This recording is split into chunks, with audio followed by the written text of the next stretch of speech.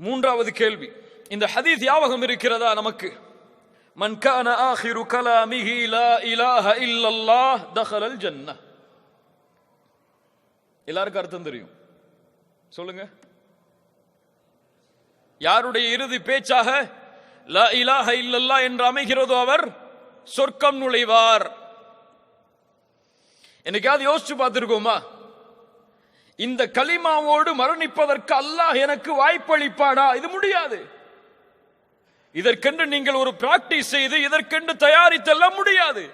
இன்று ஏற்படக்கூடிய மரணங்கள் இதற்கெல்லாம் வழி கொடுக்குமா என்று கூட தெரியாது. திடீர் மரணங்கள் எத்தனை கேள்விப்படுகிறோம்.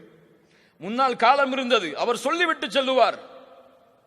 இப்போதெல்லாம் மரணம் என்பது எப்போது வருகிறது, யாருக்கு வருகிறது, எப்படி வருகிறது என்று யாரும் சொல்ல முடியாது.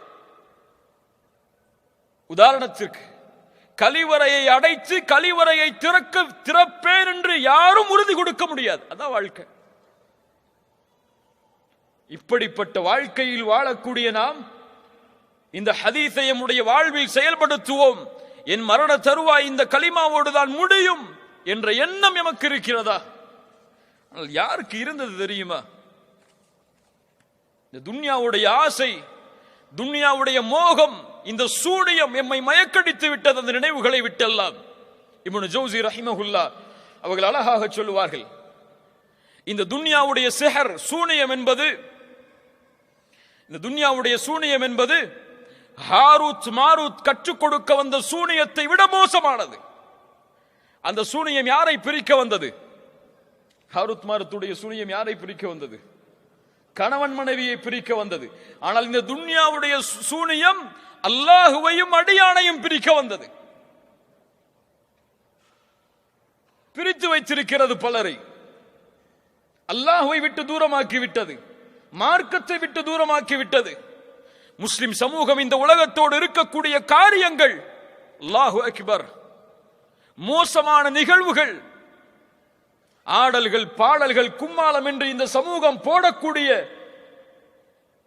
அசிங்கமான காரியங்களை எல்லாம் பார்த்தால் முஹம்மது நபியின் சமூகமா ஸல்லல்லாஹு அலைஹி வஸல்லம்? யோசித்து பாருங்கள்.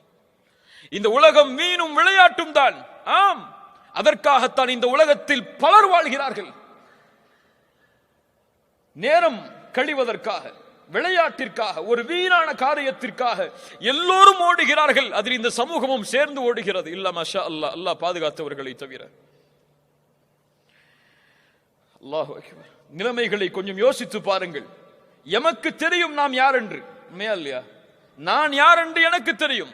என் மீது போடப்பட்டிருக்கும் இந்த ஆடை வேண்டுமானால் உங்களுக்கு கண்ணியத்தை கொடுக்கலாம், ஆனால் என் நஃப்ஸ் என்ன என்று எனக்கு தெரியும். அப்படியே இல்லையா? மக்கள் மதிப்பதெல்லாம் வெளித்தோற்றம் தான், ஆனால் உள்ளே என்ன இருக்கிறது என்பதை அல்லாஹும் நானும் அறிந்திருக்கிறேன். என் நஃப்ஸை. பலில் இன்சானு அலா நஃப்ஸிஹி,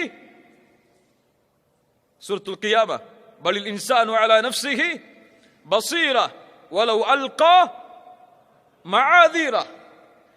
அவனுக்கு தெரியும். மனிதன் அறிந்தவன் அவன் யார் என்பதை சாக்கு போக்கு சொல்லலாம், காரணம் சொல்லலாம், நான் இப்படி அப்படி அதனால் இதனால். ஆனால் அவனுக்கு தெரியும் அவன் யார், ஏன் செய்தான், எதற்கு செய்தான், யாருக்கு முன்னாளில் செய்தான் என எல்லாம் அவனுக்கு தெரியும்.